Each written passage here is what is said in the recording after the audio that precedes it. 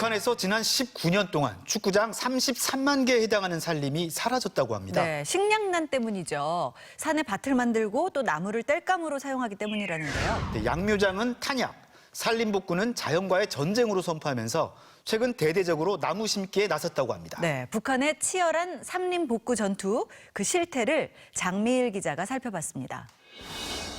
오늘은 나무 심기 운동의 첫 봉화가 타오른 뜻깊은 날인 식수절입니다. 이날을 맞은 이후 각지에서는 봄철 나무 심기가 진행됐는데 지난 2일 우리의 식목일에 해당하는 식수절을 맞아 북한 전역에서는 나무 심기가 진행됐습니다. 해마다 나무들을 심어왔습니다. 우리가 심는 한 그루의 나무들이 앞으로 조국의 제보가 되고 또 행복의 씨앗으로 된다고 생각하니까 김정은 위원장은 집권 직후인 2012년부터 나무 심기야말로 애국 중의 애국이라면서 아내 리설주와 함께 직접 삽을 잡고 나무를 심는 모습을 보였습니다. 산림복구 전투를 힘있게 벌려 조국의 산들을 푸른 숲이 우거진 황금산으로 전변시켜야 합니다.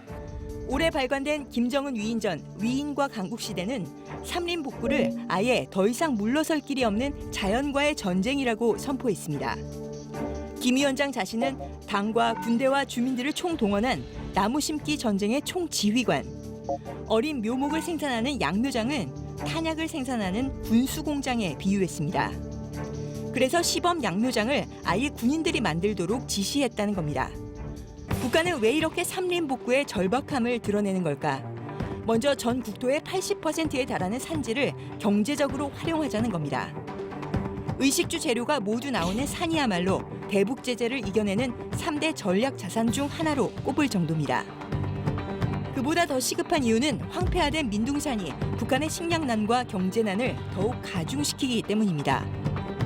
지난해 역대 최장기간 장마와 3차례 태풍 피해를 겪은 북한. 많은 도로와 다리, 철길이 끊어지고 발전소 언제가 붕괴되는 등 인민경제의 여러 부문에서 심각한 피해를 입었습니다. 북한에서 유독 홍수 피해가 커지는 원인이 바로 산림 황폐화 때문입니다. 산에 나무가 없다 보니 쉽게 산사태가 나거나 흙이 씻겨 내려오고 강바닥이 높아지니 물이 쉽게 넘치는 겁니다.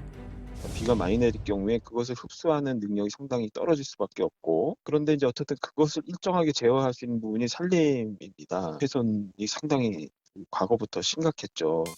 북한의 산이 급속히 황폐화되기 시작한 것은 경제난이 심각해지던 1990년대부터였습니다.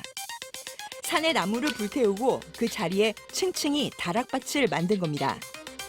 원래 20도 이상 경사지는 밭을 일굴 수 없지만 식량난이 심해지면서 50도에 육박하는 깎아지른 경사면까지 밭으로 변했습니다. 북한은 전 국토적으로 주민들이 접근할 수 있는 거의 모든 산악 지형이 거의 다 형성돼 있다. 아주 높은 지대 빼고는 거의 대부분이. 실제로 지난 2008년 북한 백두산 지역을 방문한 MBC 취재팀의 카메라에도 산자락을 태우는 연기가 뚜렷이 잡힐 정도였습니다. 또 가정의 난방이나 취사용 연료인 석탄이 충분히 제공되지 않다 보니 나무를 베어 땔감으로 사용하면서 벌목은 더욱 심각해졌습니다. 80년대 초만 해도 그냥 이제 소발고 끌고 한 100m, 200m 올라가면 산에 나무가 있었거든요. 지금은 가까운 데가 4km, 그렇지 않으면 한 10km나 15km 정도 들어가야 나무가 있거든요. 이렇게 1970년대부터 90년대 고난의 행군기를 거치면서 전체 산림의 4분의 1가량이 사라져버렸습니다. 김정은 위원장이 산림 복원을 물러설 곳 없는 자연과의 전쟁으로 규정한 것은 경제난으로 훼손된 산림이 다시 농경지와 산업시설의 피해로 돌아오는 악순환의 고리를 끊기 위한 고육책인 셈입니다. 나무 한 대를 베면 100대를 심어야 한다거나 나무를 베는 건 역적행위라며 독려한 결과 2019년 위성사진에는 평양 인근에 새로 조성된 숲이 포착되기도 했습니다. 하지만 국제환경단체는 김정은 체제가 들어선 2012년 이후 산림 훼손 면적이 해마다 감소한 것은 사실이지만 2019년에는 다시 훼손 면적이 크게 늘었다고 발표했습니다. 아직 나무를 땔감으로 쓰는 가구들이 많아 조림 사업이 속도가 나지 않는다는 분석입니다. 식량 문제, 그다음에 전체적인 전력이나 난방 공급 문제, 그리고 산림에 대한 복구에 대한 계획적인 어떤 체계적인 접근, 이 세 가지가 총체적으로 같이 진행돼야지만 폐해들이 조금은 좀 완화되지 않을까라는 생각이 듭니다. 또 대중 동원 방식으로 나무를 심긴 하지만 제대로 관리를 하지 않아 실제로 살아남는 나무의 비율은 30% 정도에 불과한 것으로 알려졌습니다. 지난해 아카시아 나무를 심었다고 하는데 보이는 것은 강냉이 집과 아직도 나무를 심지 않은 부대기 밭뿐이고 새로 심은 나무는 찾아보기 힘듭니다. 북한은 나무 심기와 관리 성과가 미흡한 기관이나 인물은 가혹하게 공개 망신을 주면서까지 산림보건에 안간힘을 쓰고 있습니다. 기술적 요구를 완전히 무시하고 이렇게 대충 심은 나무들이 과연 살 수 있겠습니까? 해마다 진행하는 나무 심기라고 해서 마구잡이식으로 나무를 심은 이 하나의 사실만 놓고 봐도 그릇된 사상 관점과 일본세를 여실히 알 수 있습니다.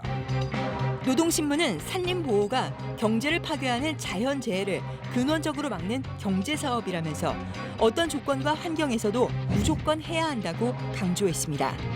하지만 주민들의 부족한 식량과 땔감 문제까지 함께 해결하지 않는 한 북한의 산림보건 전투 전망 역시 불투명합니다. 통일전망대 장미일입니다.